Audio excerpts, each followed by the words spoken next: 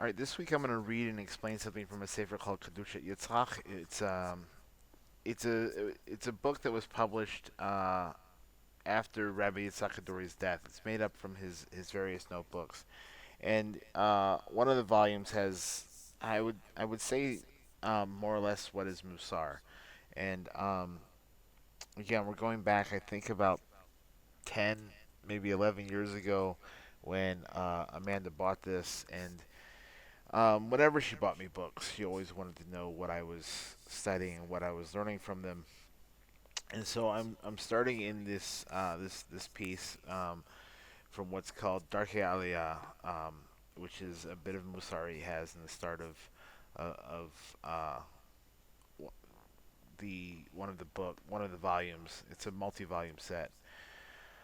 Um, and he says, "V'hine al pi hamivawar b'torat hakabala hakavana hanizchalael lechazech al yedei mitzvot את החיבור של הנשמה להשם יתברך אפשר לכוון את זה באופן כללי." So I'm not going to get into what he explained in the previous chapter, Anaf, as he calls it, because it gets really complicated as to some various things about the Icharim of the faith, and I don't really want to delve into that right now, as that would take a whole shir on its own. But the ikr of what he's bringing from that one to this one was that whenever we do any sort of mitzvah, we should have in mind the basic kavanah of every Jew when they do a mitzvah should be to strengthen their bond with Hashem. The idea is that he explains this in depth that our souls, because of how we're created, are intrinsically bound to Hashem, and that we can strengthen or weaken that bond based on our observance of Torah and mitzvot. Okay, so he says that basic kavanah there of every time we do something, we strengthen our bond with Hashem. That is um, that we can do all the time. It's a very basic and universal kavanah. Okay, uh, and he says, "Ach mi שבכוחו יותר להתאמץ בכוונתו טוב יותר לחלק הכוונה זו לשני פרטים." So, if you have a little bit more energy or um, desire or whatever gives you the power, the koach, to to really have kavanah, which is intention when you're doing a mitzvah or a bracha or whatever. He says we can now break this into two. Two parts. Haprata rishon kivyakol melamata lamala. So the first part is, so to speak, from the bottom to the top. שמכוון לחבר את נשמתו להשם יתברך, אף שתמיד הנשמה מחוברת, אבל מכוון לחבר יותר חזק ולהוסיף חיבור. So he says, all right, the first one, as he says, from the bottom to the from us going heavenward, right? And the idea is to have in mind as we do this to uh be joined, connected to our soul to Hashem, right? Our neshama, yeah, our soul. Um, and even though we know that our soul is always in some sort of connection with Hashem, the idea here is to have in mind to make that connection stronger and to add to it. Okay. והכוונה השני כביכול מלמעלה למטה, שמכוון להביא אור רוחני מהשם יתברך ולכנס את האור הרוחני הזה אל תוך נשמתו. So, and the second kavanah is, so to speak, from above to below, okay, which is that we should have in mind to bring light, spiritual light, down from Hashem, and to pull that or enter that, yeah, into our and to bring that into our souls, so that we uh, part one is to build the connection or strengthen the connection with Hashem. Part two is to um, fill our souls with spiritual light that we get by doing this mitzvah. Okay. And he says, והנה יש בכוח האדם לכוון כוונות אלו אף מצד עצמם. So we can have this. It's within the uh, uh,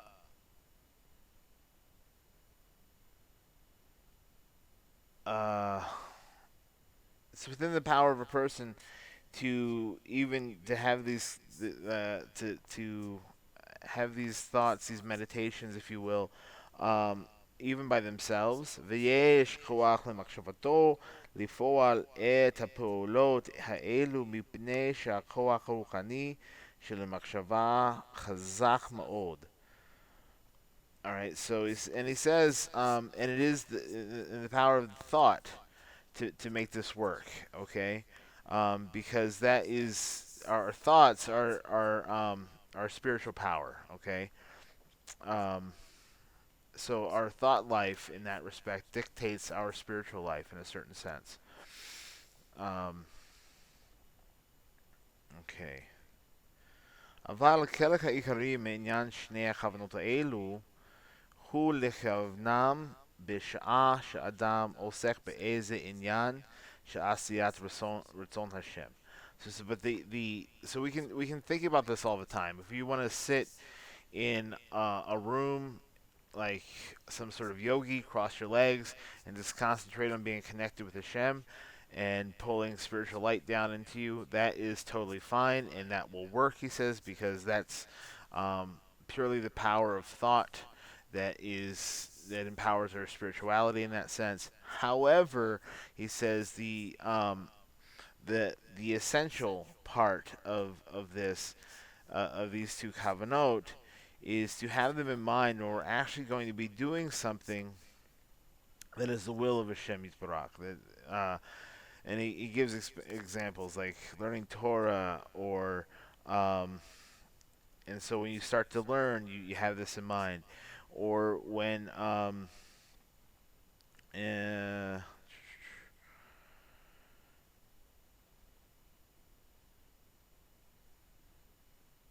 okay, so here I'll just read it. Okay, and yeah, like this is definitely focused more toward Torah scholars than average people, but I'll break it down some like I did for Amanda.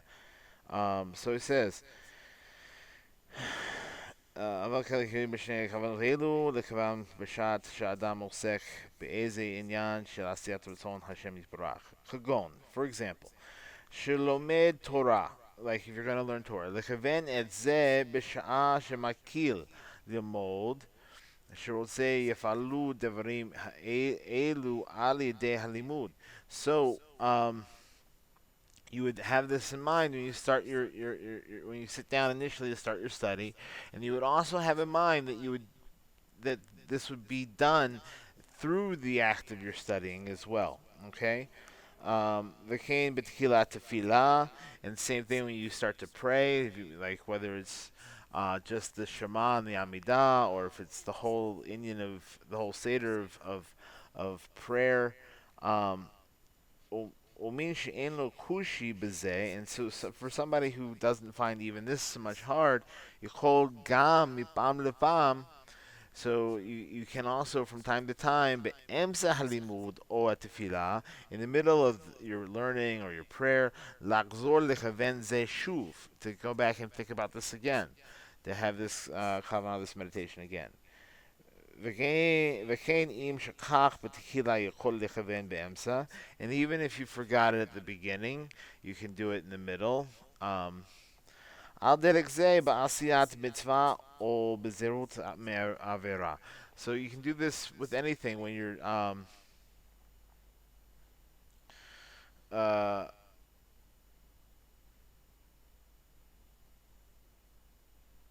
uh,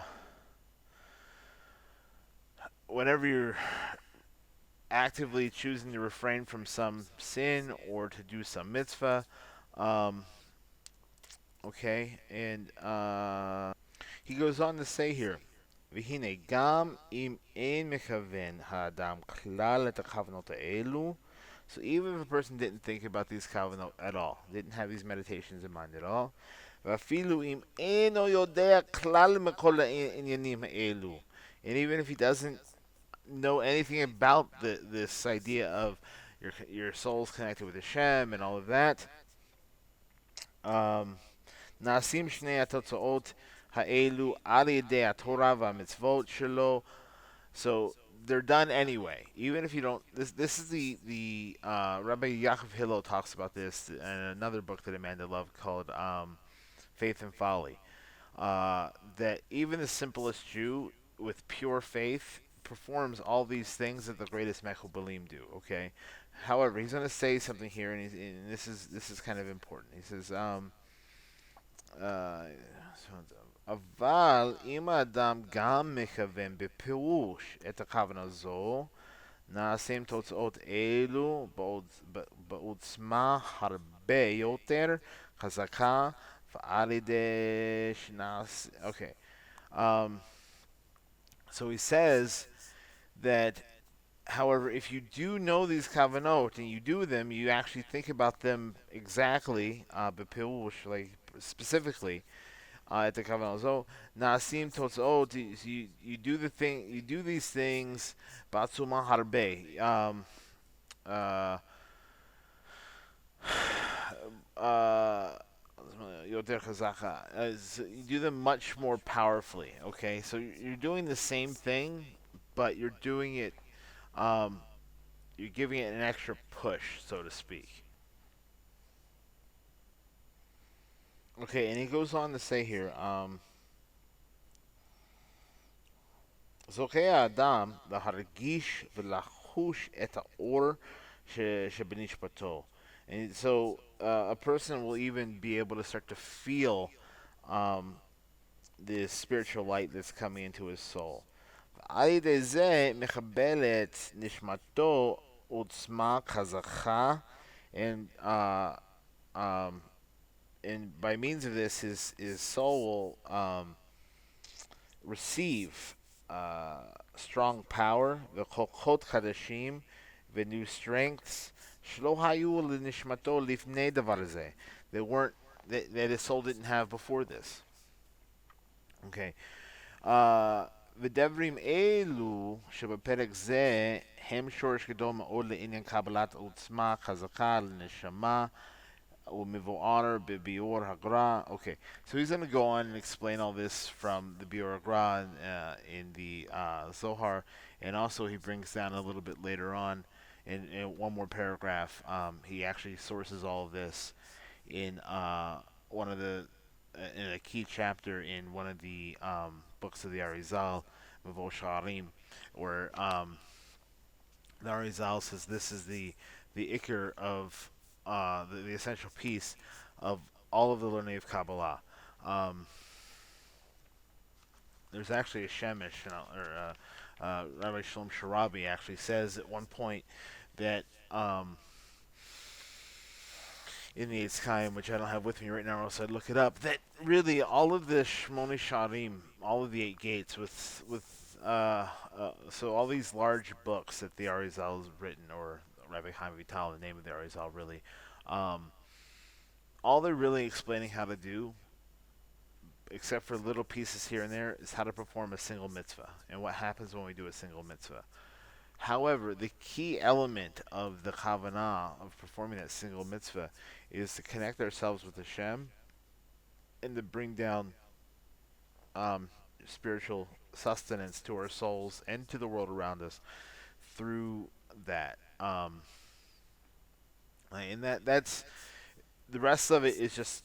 And again, Rabbi Yaakov Hillel says this in his book, Faith and Folly. The rest of it after that just becomes uh, mechanics of what's doing what and how and all of that. And so, so let's bring this back, okay? Like, I'm doing these both to throw some learning out there and also to talk about how this impacted Amanda and especially the man that many of you knew over the last 5 years of her cancer life. Okay, so one of the things that I heard a lot during the Shiva, um, and that people said before that, was how strong she was and how brave and how how much power she had. And I'm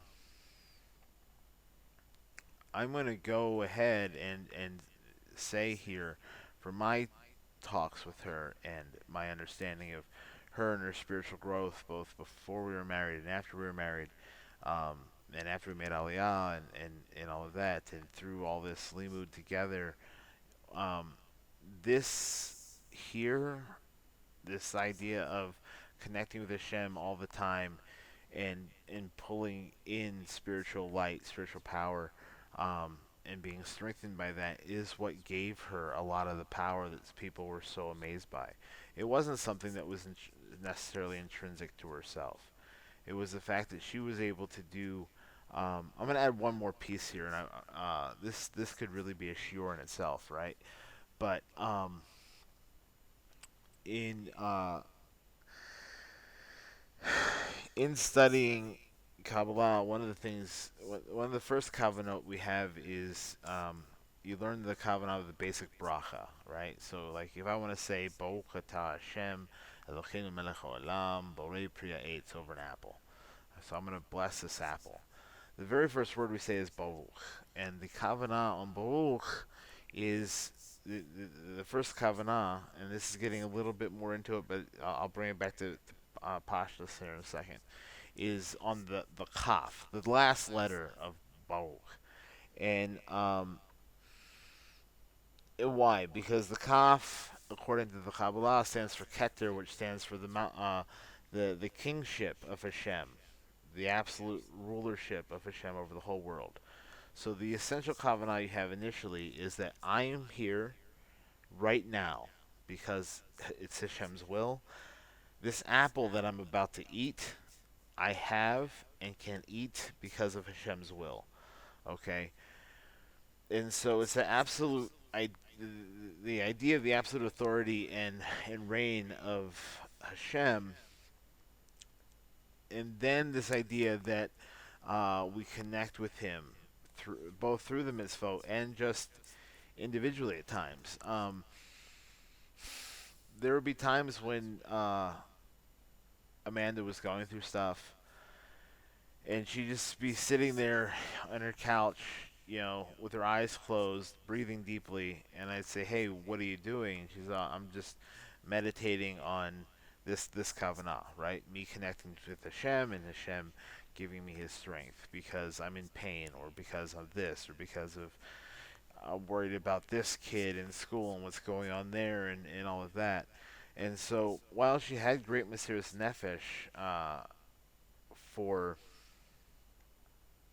um, the children and the family and other people who she tried so hard to help through their own individual cancer journeys and in various life situations, most where she got that energy from, where she got that power from, was this basic kavanah. Um, and I think that was one of the things that changed her the most. Um, and even through her cancer, um,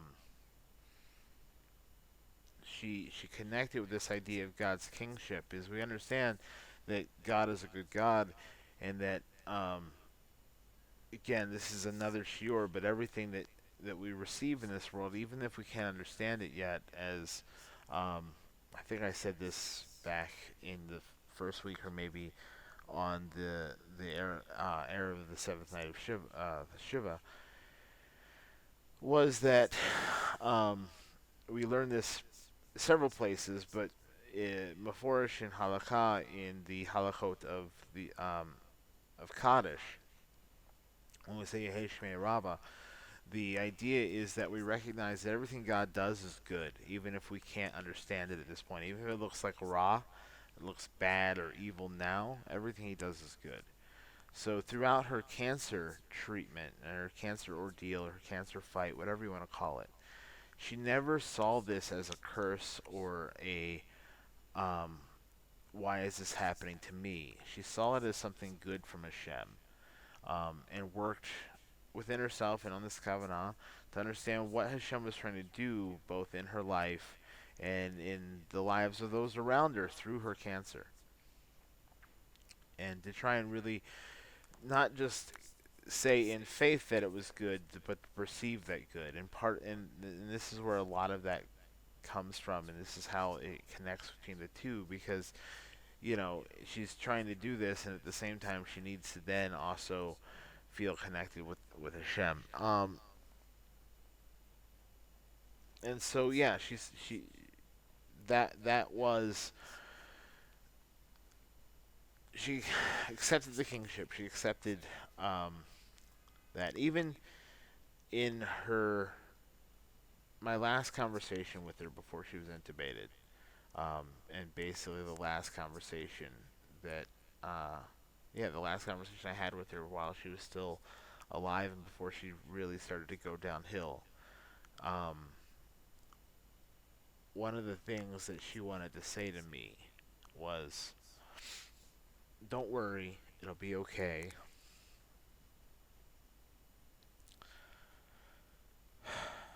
Remember that everything that comes from Hashem is the ultimate good." So even viewing the imminence of her passing at that point, because I think at that point it was Arab Shabbos.